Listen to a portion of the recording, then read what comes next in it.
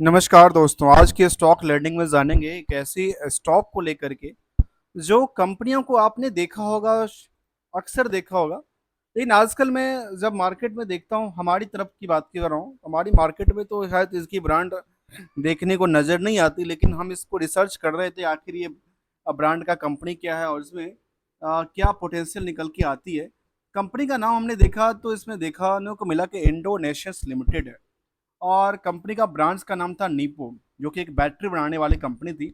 बहुत पुरानी कंपनी रही है और जब पुरानी कंपनी रही तो इसका थोड़ा सा डेटा सर्च करने में और इंटरेस्टेड बनाता हूँ, समझता हूँ इसके बारे में। कंपनी कहती है कि हमारे पास करीब 20 मिलियन का बैटरीज प्रोडक्ट है, प्लस इसके बाद कहती है 8 करोड़ से ज़्यादा हाउस होल्ड्स ये पहुंच चुकी है।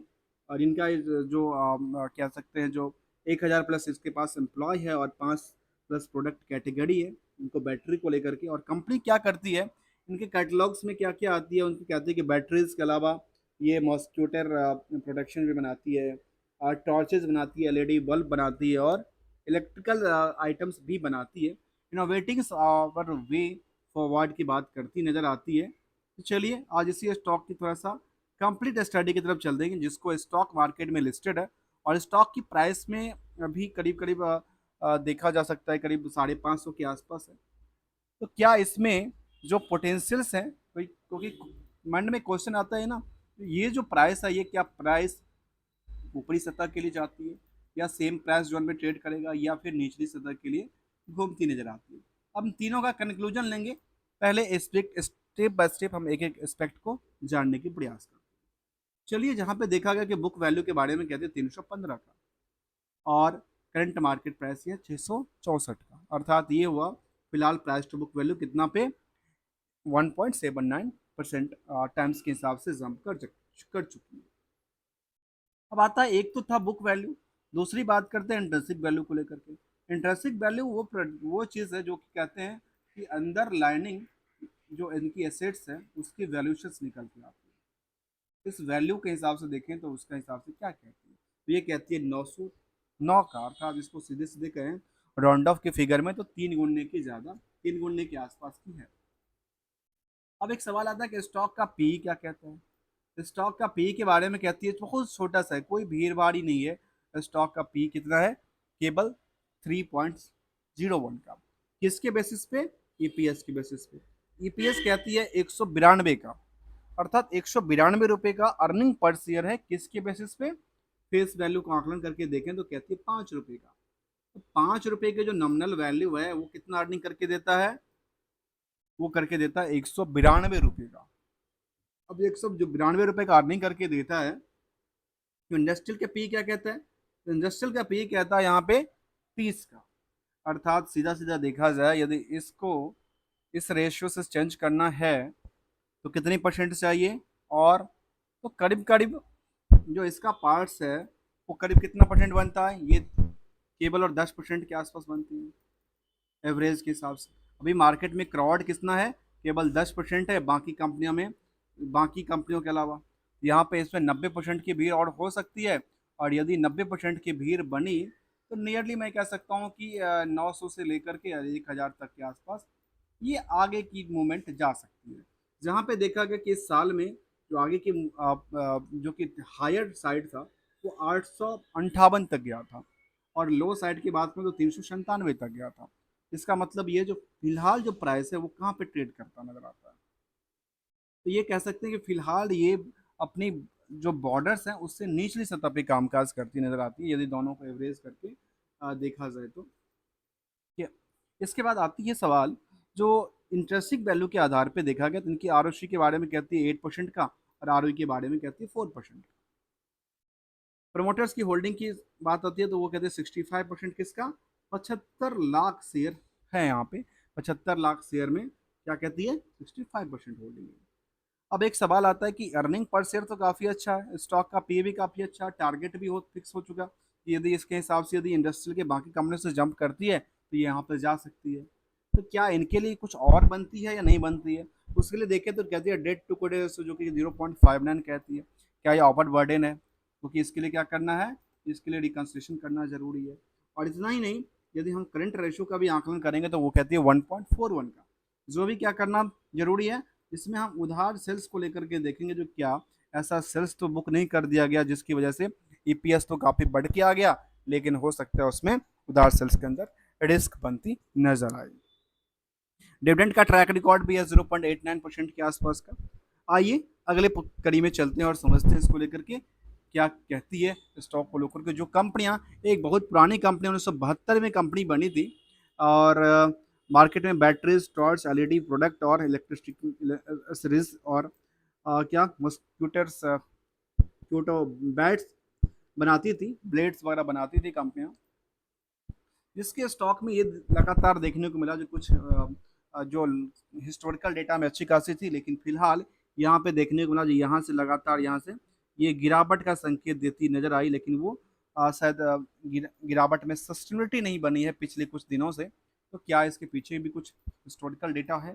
तो चलिए, पियर्स कंपनी में इसके पास पियर्स में आती है एवरेडी और इंडो और पैनासोनिक्स, इन तीन तरह की कंपनी, जो कि मार्केट में पता है ना, इसके लिए हमने अक्सर देखा, आजकल मैं सबसे ज़्यादा देख रहा हूँ जो लोकल मार्केट के अंदर हमारे आसपास की मार्केट में सबसे ज़्यादा बिकने वाली जो बैटरीज है उसका नाम है एवरेडी। अब एवरेडी में देखा गया कि इसका पी क्या कहता है, पी में काफ़ी ज़्यादा है और इसका पी अभी सबसे छोटा देखने को मिलती है, जबकि मार्केट कैप भी सबसे ज़्यादा किसका है, एवरेडी का। पेनासोनिक सबसे निचली सतह पे देखने को बनती है। आते हैं और समझते हैं इसको कंप्लीटली। अभी तक आपने चैनल को सब्सक्राइब नहीं किया है तो कर लीजिए, क्योंकि यहाँ पे हम कंप्लीट स्टडी की बात करते हैं। क्वार्टरली रिजल्ट में देखेंगे कंपनी को लेकर के, जहाँ पे कंपनी के रिवेन्यू मॉडल को लेकर के क्या कहती है, तो कंपनी के रिवेन्यू मॉडल को लेकर कंपनी के मैनेजमेंट ने कहा है जो लगातार इसका वाई ओ वाई से यदि कंपेयर करें तो भी गिरावट है, क्यू आर क्यू से करें तब भी गिरावट है, मतलब ये दोनों तरफ से क्या हो रही है, एक पिटती नजर, मतलब एक सस्टेन नहीं कर पा रही है। यहाँ से एक तरह से कह सकते हैं जो पिछले क्वार्टर से सीधे के सीधे ढुलकती की नजर आई, उससे पहले से भी लगातार ढुलकती नजर आई, क्यू आर क्यू के हिसाब से भी गिरने का संकेत देता है। जब गिरने का संकेत था तो इसके हिसाब से ऑपरेटिंग प्रॉफिट मार्जिन के बारे में कहती है, जो लगातार क्या हुआ, जो सस्टेन कर रही थी वहां पे आकर इस क्वार्टर में 8% की क्या हो गई, लॉस हो गई। ऐसे नेट प्रॉफिट को आकलन करके देखेंगे तो ये समझ में आता है कि यहाँ पे जो नेट प्रॉफिट का पार्ट था वो सबसे ज्यादा अच्छा लगा, और वो कहती है कि 132 करोड़ का हो गया। अब कैसे हुआ, क्योंकि ऑपरेटिंग प्रॉफिट मार्जिन तो इसका गिरावट में है, इनका आया कहाँ से?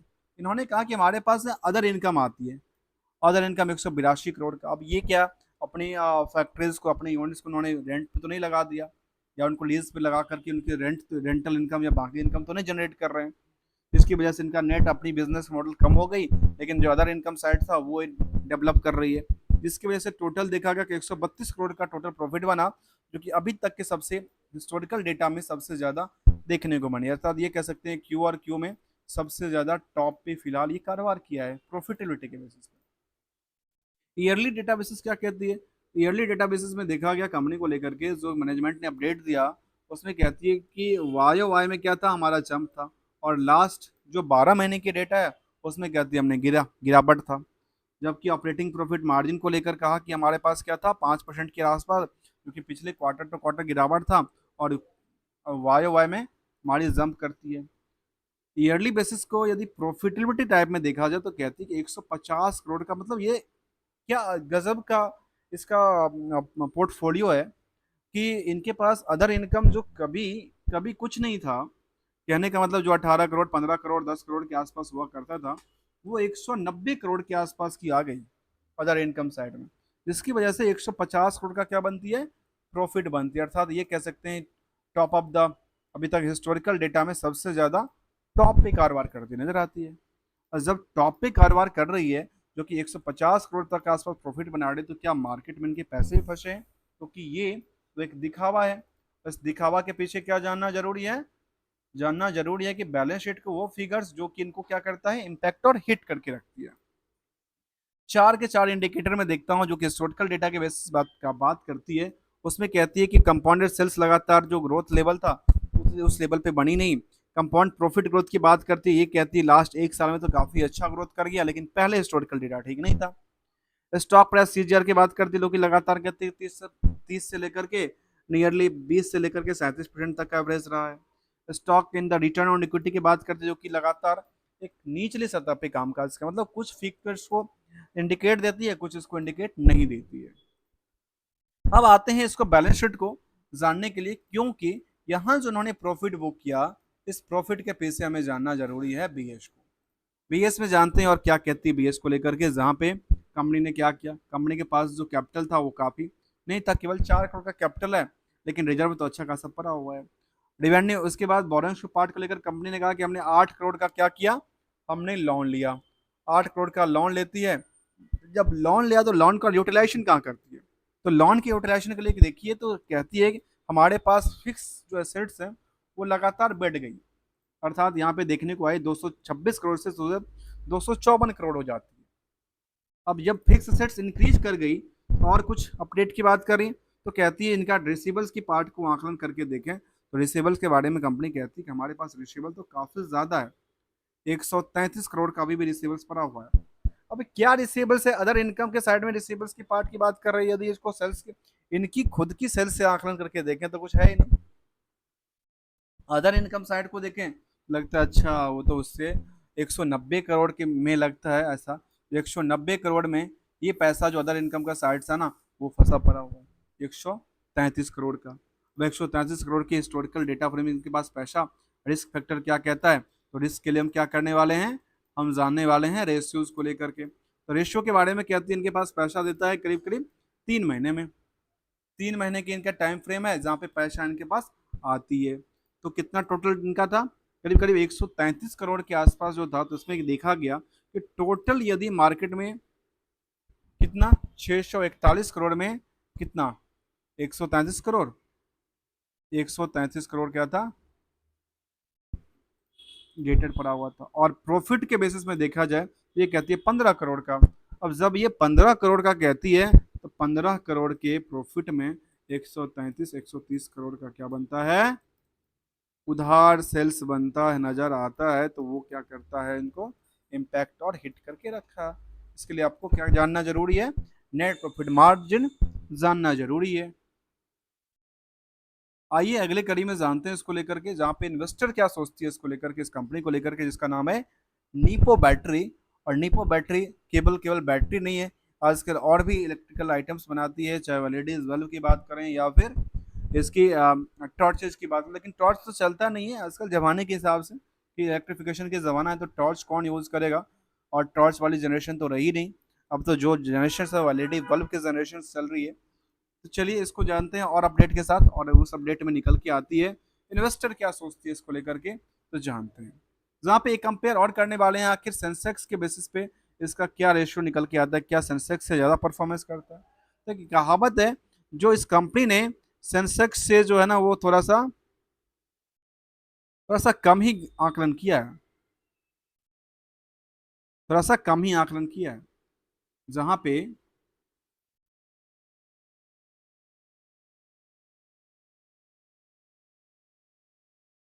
जहाँ पे ये देखा जा सकता है, जो यहाँ पे देखा गया कि टोटल 3 साल में 15% जंप करती है, जबकि सेंसेक्स 44% का जंप करता है। मतलब बेहतर कौन है, सेंसेक्स या निपो। तो निपो का थोड़ा सा गिरावट देखने को मिला, लेकिन प्राइस में कोई ऐसा हेर फेर देखने को नजर नहीं आती है। आते हैं इन्वेस्टर पार्ट को लेकर के, जहाँ पे देखने को आई प्रमोटर के पास जो होल्डिंग थी वो नियर अबाउट द सेम रही, उसमें कोई फेर बदल देखने को नजर नहीं आई, जितना था उतना ही रहा है। अब निप्पो के पीछे की कहानियां क्या है, प्रमोटर्स के बारे, तो कहती है द्वारका नाथ रेड्डीज जो हैं वो इसकी प्रमोटर्स हैं। इसके अलावा प्रमोटर की बात करें तो PDR investment private limited, Sindori Reddys, ये इनके साथ फैमिली मेंबर सब होंगे जिनका नाम निकल के आता है। यहाँ पे एफ आई की कोई तादाद नहीं, डी आई की कोई तादाद नहीं, जो पब्लिक की तादाद है उसमें बड़े बड़े नाम, उसमें कुछ नाम निकल के आती है। खास कर देखा जाए 34% की होल्डिंग में करीब करीब 5% होल्डिंग माइनस कर दिया जाए तो 29% की होल्डिंग किसकी बनती है, रिटेलर की है। जहाँ पे रिटेलर में देखा गया कि यहाँ पे जो भीड़ बनी थी पहले, उस भीड़ में क्या था, भीड़ में 11,000 के आसपास की तादाद थी, बाद में अभी 13,000 के आसपास की भीड़ खड़ी है, जो कि 30 जून तक के डेटा में। तो 30 जून के डेटा में यदि देखा, आकलन करके देखें, तो वो कहती है करीब करीब क्या कहती है, करीब 6 महीने के डेटा में 30 जून के आसपास देखें, तो 30 जून के आसपास में मार्केट में क्या हुआ, गिरावट का संकेत था। तो 30 जून के आसपास जो 4 जून को सेटअप हुआ था, उसके बाद मार्केट उसी लेवल के आसपास कामकाज करती नजर आई है। जहाँ पे देखा गया कि 4 जून को जो मार्केट गिरा था, गिरने के बाद जो सस्टेनेबिलिटी थी वो अभी बरकरार नहीं बनी है। Near about the same price zone में ये ट्रेड करती नजर आती है, इसी जोन में ये ट्रेड करती नजर आती है। और यहाँ से इसको ये दिखाया जा सकता है यहाँ पे रेजिस्टेंस और सपोर्ट क्या कहता है।